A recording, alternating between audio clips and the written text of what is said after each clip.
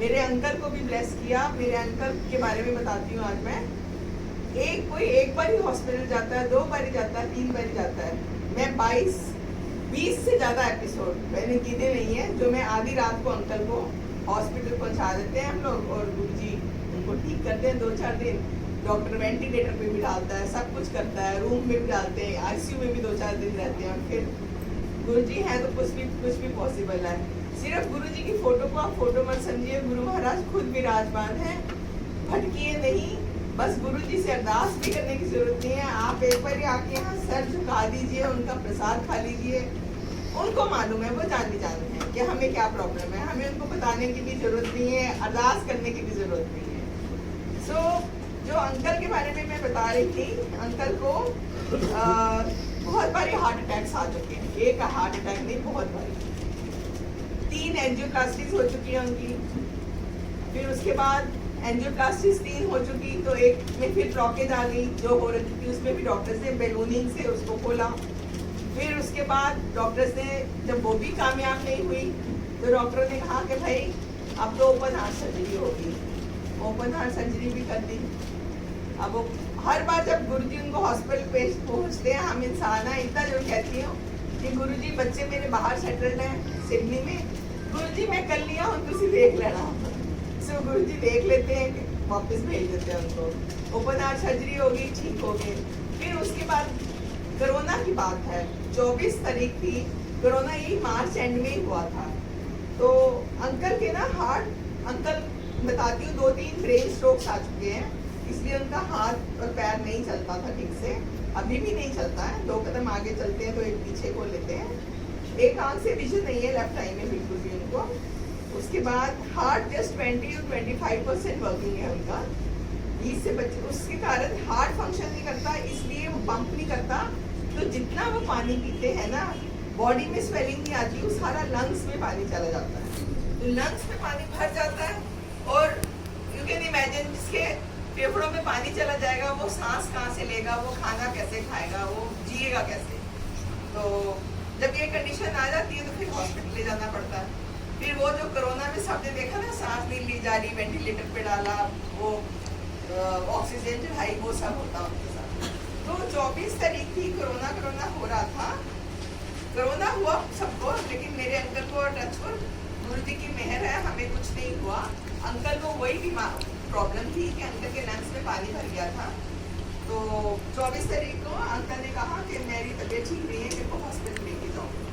तो मैंने बोला कि एम्बुलेंस बुलाती हूँ। तो बोले एम्बुलेंस आने तक तो मैं बचूंगा नहीं, मैं तो जा रहा हूँ। सो एनीवे, सामने स्कूल है, साथ में नेबर्स रहते हैं, गुरु जी की संगत है, सबको बुला के इनको किसी तरह से हम लोग गाड़ी में डाल के हॉस्पिटल ले गए। अब हॉस्पिटल लेके गए तो डॉक्टर्स ने हाथ खड़े कर दिए कि कुछ नहीं है, सॉरी, इनके लंग्स में पानी, सांस नहीं ले सकते, मामला बहुत है। बच्चों को भी बुलाने के लिए कहा कि बच्चे बाहर आए, और तब तक फ्लाइट्स बंद हो चुकी थी हमारी। और जो हमने वहाँ सीन देखा अंकल को आईसीयू में ले जाके, इतनी बड़ी बड़ी जैसे पाइप्स होती है ना, मुंह में हाथ बांध दिए, मतलब वो हम देख नहीं पा रहे थे, हमें डर लग रहा था उनको देख के। एनीवे उनको डाला, और कोरोना के कारण हम लोगों को बाहर निकाल दिया गया, क्योंकि कोरोना हो रहा था और सब लोग को कहा जाता था कि अंदर नहीं आता। तो नेचुरली मैं तो कहती हूँ गुरुजी मैं कर लिया हूँ, उनकी तरह बच्चे आ नहीं सकते। डॉक्टर्स ने जवाब दे दिया, फिर डॉक्टर्स ने मुझे तो बाहर निकाल दिया। मैंने बोला डॉक्टर साहब को कि प्लीज मुझे घर जाने दो। बोले नहीं, एक अटेंडेंट तो बाहर खड़ा होगा, आप घर नहीं जा सकते। तो मैंने बोला मैं तो यहाँ खड़ी नहीं हो सकती, क्योंकि कोरोना के कारण उन्होंने वहाँ से चेयर्स भी हटा दी थी।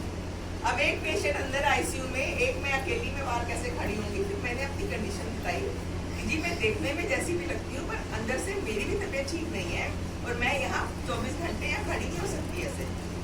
फिर एक डॉक्टर बोला, तो मैंने पता नहीं गुरु जी हिम्मत देते हैं और पॉजिटिव रहते हैं। एक डॉक्टर बुला के मैंने कहा डॉक्टर साहब अगर मैं यहाँ फेंट होगी तो आप और आपके घर वाले मेरे को देखेंगे ना, ध्यान रखेंगे ना मेरा, क्योंकि मेरे पास कोई नहीं है इसमें। तो फिर दूसरा डॉक्टर सुन रहा था, वो आके मुझे बोलता है कि मैम ऐसे है कि हमको कंसेंट लेनी पड़ती है कुछ भी प्रोसीजर करने से पहले, तो वो इसलिए हम आपको रोकते हैं बाहर। तो उसने बोला कि वो मैम ठीक बोल रही है, आप इनसे ना एक लेटर लिखवा लो, कंसेंट ऑन फोन, और मैम आप घर जाओ। मैं घर आ गई, मैंने लिख दिया, जितने फॉर्म्स थे मैंने कहा साइन करा दो, जितने प्रोसीजर करने हैं कर लो, मैंने सब पे साइन कर दिए। मैंने कहा एनी प्रॉब्लम, कहते नहीं, मैंने कहा फ़ोन मेरे पास होगा, मैं घर जा रही, मैं घर आ गई। सो जो उनको करना था उन्होंने किया। फिर उनको आईसीयू में डाला, फिर आईसीयू में भी उनको होश नहीं थी, he was on ventilator for 2-3 days. रोज़ जाती थी, बाहर खिड़की में से देख के आ जाती थी, अंदर अलाउड नहीं थे हम लोग, क्योंकि कोरोना के पेशेंट्स थे अंदर और हमें अलाउ नहीं किया अंदर जाने को। 1 दिन गई, 2 दिन गई, 3 दिन गई। अब मैं, हमारी तो एक ही पहुँच है हमारे गुरु महाराज जी, गुरु जी की करते पे हो। फिर उसके बाद चौथे दिन संडे जब मैं गई तो अंकल अपनी बेड पे बैठे थे, 2 नर्सेस खड़ी थी, उनसे बातें कर रहे थे और चाय पी रहे थे।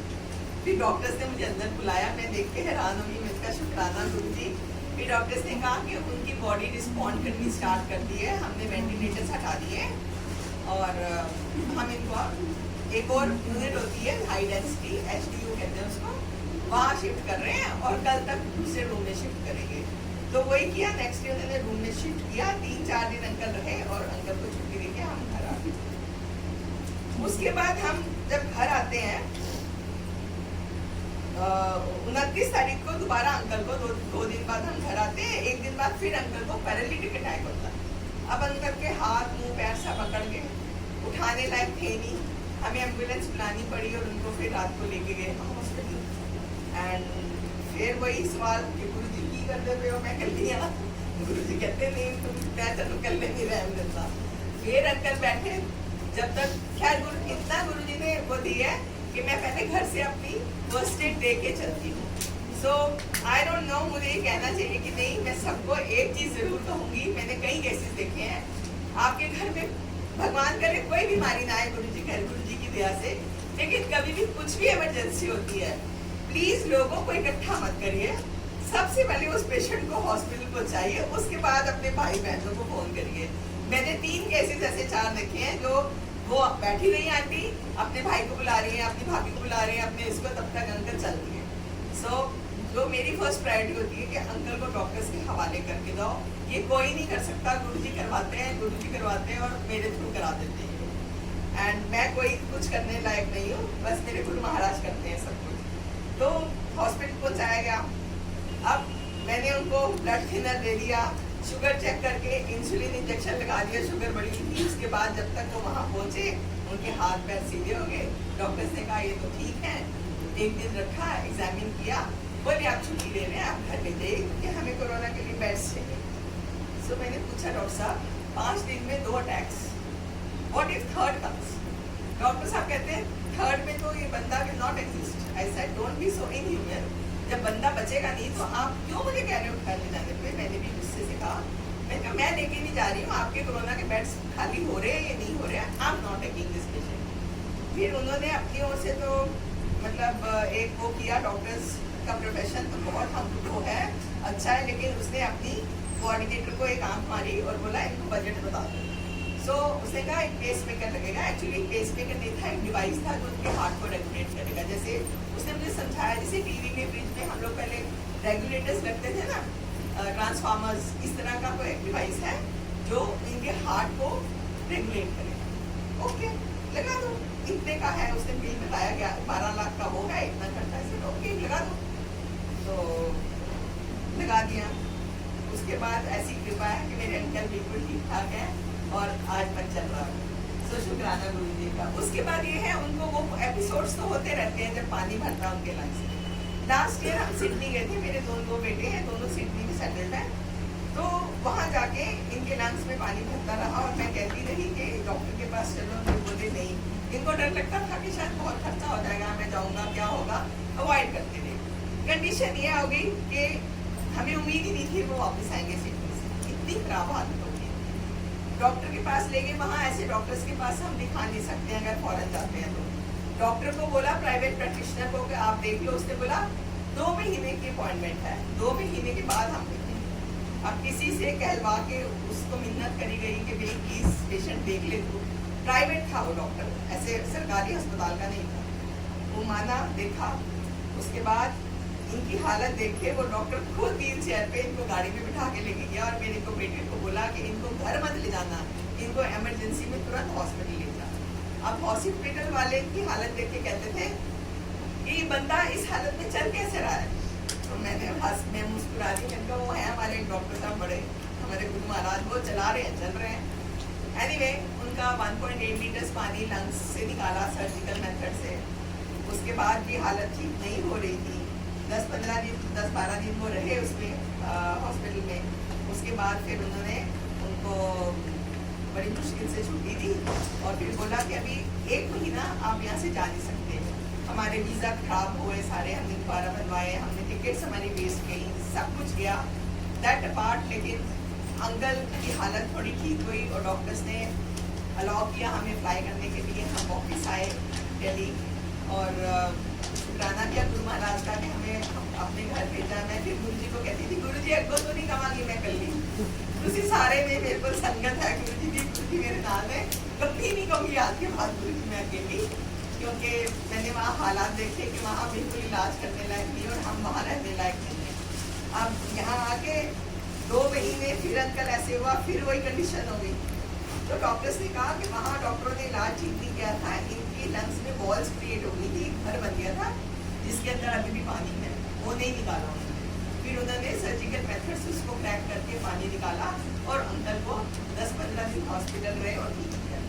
उसके बाद अब डॉक्टर्स ने जो कहा अंकल के बारे में वो मैं बताती हूँ। अंकल उन्होंने कहा 3 एंजियोप्लास्टीज कर चुके हैं हम, 1 बैलूनिंग हो चुकी है, पेसमेकर लग चुका है, ओपन हार्ट सर्जरी हो चुकी है। हार्ट का इससे ऊपर कोई भी इलाज नहीं। मेडिसिन जो वो खा रहे हैं इससे ऊपर हम मेडिसिन दे नहीं सकते। जितना चलता चलाते जाओ, इससे आगे हम कुछ नहीं कर सकते। मैंने फिर बोला मैं कह सब साइंस इतनी आगे बढ़ चुकी है, कुछ तो इलाज होगा। कह रहा हाँ हार्ट ट्रांसप्लांट करा दो। मैंने अंकल को कहा चलो उनको घर चले। So we came back home और गुरु महाराज को कहा कि गुरु जी मैं बिल्कुल नहीं कहूँगी अभी ले जाना है, अभी ले जाओ उनको। सो गुरु जी ने प्रिपेयर कर दिया है, जब ले जाना है ले जाओ।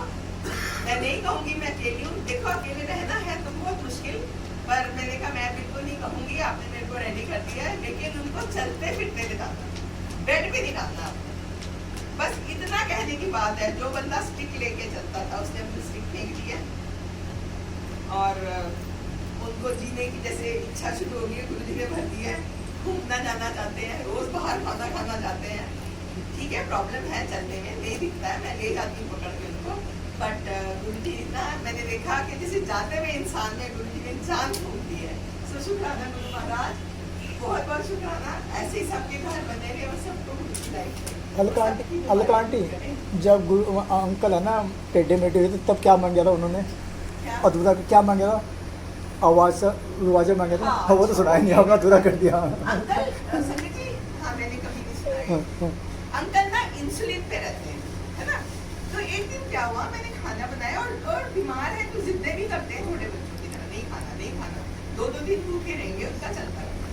तो एक दिन बोले कि मैं बार जाती रही थी खाना खा लो, नहीं खाऊंगा, और मुझको नहीं पता था उनके साइड में इंसुलिन का वो पेन पड़ा हुआ था और इंजेक्शन लगाए जा रहे थे पूरा। अगर आपने 12 यूनिट लिए आपको उतना खाना भी तो खाना है ना, उसके हिसाब से खाया है नहीं। तो 2-3 घंटे के बाद मेरे को उस कमरे से आवाज आती है, अलका ऐसा क्वार्टर मैं भाग के गई। आई कुड मेक आउट कि इनकी शुगर लो है, कुछ है। मैंने भी गुस्से में कहा और मत खाओ खाना। फिर मैंने जो भी खाना बना हुआ था 2-3 रोटियां उनके मुंह में, कहते मैं तो खा नहीं सकता ऐसे करके, जैसे कोई वो होता है ना, मुंह टेढ़ा हो गया उनका। मैंने ऐसे करके छोटे-छोटे गिराइयाँ डाल के उनके मुंह में डालती गई और उन्होंने 2 रोटी खा ली। उसके बाद स्टील उनको लग रहा था। फिर मेरे घर में मुझे जो समझ आया, ग्लूकोज घोल के पिलाया, शरबत भी थे तो नहीं वो सब पिलाया। उसके बाद अंकल कहते हैं नहीं ग्लूकोज ही पिलाया मुझे सिर्फ। उसके बाद मैंने ना गुरु जी की फोटो उनके बेड साइड पे थी। मैं कहा गुरु जी क्या नहीं कर दे हो, ये क्या तमाशा हुआ, आप ये क्या हुआ, आपने शुगर लो कर दी। उसके बाद ना मैंने उनको अंकल बोलते भी होशी की हालत, रूह अफ़ज़ा ऐसे करके टेढ़े मुंह से मैंने बोला रूह अफ़ज़ा।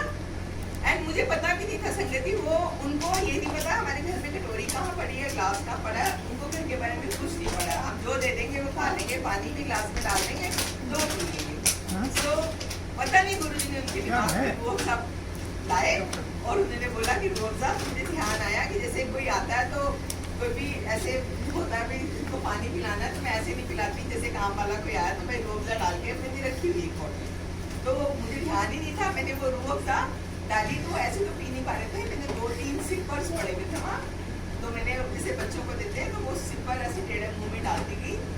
वो सिपर्स पीने के बाद मैंने उसके इन बिटवीन मैंने शुगर भी चेक करी थी, इतना कुछ खिलाने के बाद उनकी सिर्फ 40 थी। इसका मतलब जब उन्होंने मुझे आवाज लगाई थी तो नील थी उनकी शुगर। एंड डॉक्टर ने बोला कि उसका मतलब पता क्या था, वो कोमा में चले जाते 2 मिनट में अगर आप उठ के नहीं आते। फिर वो सिपर पीने के बाद 5 मिनट के बाद सिर्फ मैंने इतना कहा, गुरुजी एक ही करते थे हो। उन्होंने याद दिलाया कि तेरे घर में रोज है, वो घोल के पिला, वो मैंने पिलाई और अंकल 5 मिनट बाद उठ के खुद टॉयलेट उठ के गए हैं। तो ये है गुरुजी। गुरुजी हर दम हमारे साथ रहते हैं और हमारा पूरा ध्यान रखते हैं।